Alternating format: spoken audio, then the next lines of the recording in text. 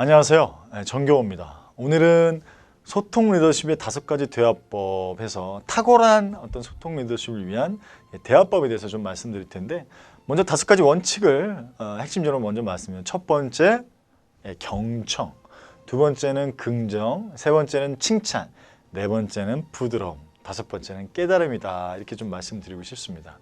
자, 첫 번째 경청에 대한 그 대화법에 대한 부분들은 이런 얘기를 좀 말씀드리면 아마 정리가 되실 겁니다.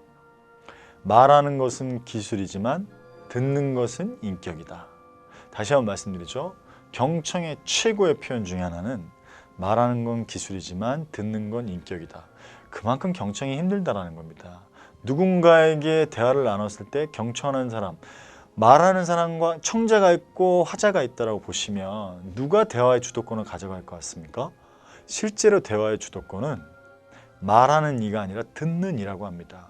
최고의 대화 방법 중에 하나는 경청인데, 그 듣는 것이 인격이다라는 부분들 잊지 않으셨으면 좋겠습니다.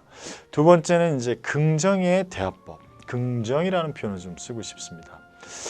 레오나르도 다빈치, 지동설, 천동설 아마 기억이 나실 겁니다. 뭐 그 외에도 뭐 엄청난 뭐 미술과 과학과 뭐 그렇죠. 그런데 혹시 그 사실 아십니까? 레오나르도 다빈치는 사생아였고요. 할머니 손에서 컸다고 합니다. 많은 이들이 그를 부정적으로 얘기하고 너는 사생아야 이런 식으로 얘기를 했을 때 할머니만, 유독 할머니만 매일같이 레오나르도 다빈치에게 이렇게 얘기했답니다. 너는 앞으로 훌륭한 사람이 될 거야. 너는 정말 훌륭한 사람이 될 거야 라는 긍정적인 표현을 계속 주입을 했다고 합니다. 사실 주입이란 표현보다는 그렇게 표현하는 게 맞죠. 그 애정과 사랑을 그렇게 표현했다고 생각합니다. 그가 결코 훌륭한 사람이 되지 않았다 하더라도 인간은 누군가 나를 존중해주는, 그 부분들을 인정해주는 어떤 긍정의 표현들을 썼을 때 울컥해지는 거죠. 예. 그래서 5가지 대화법 중에 두 번째, 이 긍정이란 건 그런 어마어마한 의미가 있다. 이렇게 좀 말씀드리고 싶습니다. 세 번째는 칭찬이죠. 앤드류 카네기와 이름이 비슷한데 데일 카네기라고 커뮤니케이션 대가가 있습니다. 뭐 한 번 정도 책을 읽어보셨을 수도 있는데, 이 데일 카네기는 커뮤니케이션의 대가로서 칭찬에 대한 표현을 할 때 이렇게 표현했다고 합니다. 칭찬은 무쇠도 녹인다. 우리 책제 제목 중에도 뭐 이런 게 있었죠. 뭐죠? 칭찬은 고래도 춤추게 한다. 칭찬의 힘, 칭찬의 기술. 근데 전 이렇게 말씀드릴게요. 칭찬은 지식과 이론이 아니라 결단입니다. 내가 내 입 밖으로 내셔야 된다는 거죠. 네 번째, 부드러움입니다. 유능재강이라 이런 표현을 노자께서 쓰셨습니다. 이 말씀은 무엇이냐면 부드러움으로 강함을 이룬다 라고 해서 세상에서 가장 부드러운 게 뭘까요?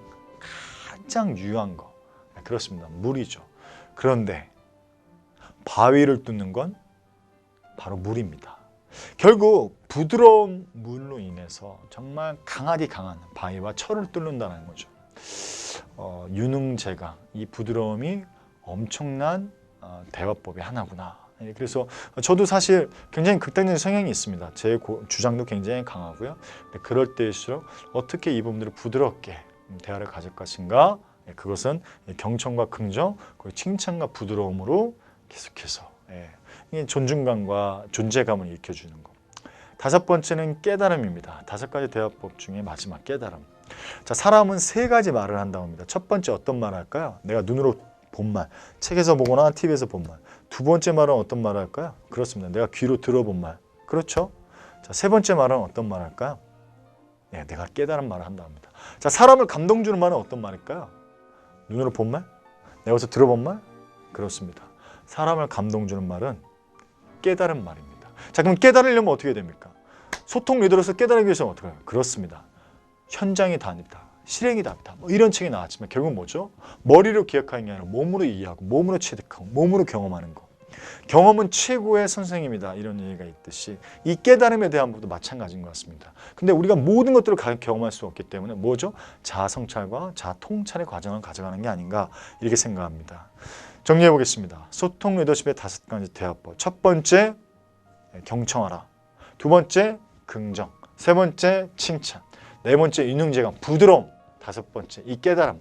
이 다섯 가지에 대한 부분들이 소통 리더였어. 소통 리더십을 완결하는 데 최고의 대화법이다. 이렇게 좀 말씀을 좀 드리면서 이 시점 이후로 한번 실제로 머리에서 가슴으로 내려가는 실행에 옮기셨으면 좋겠습니다.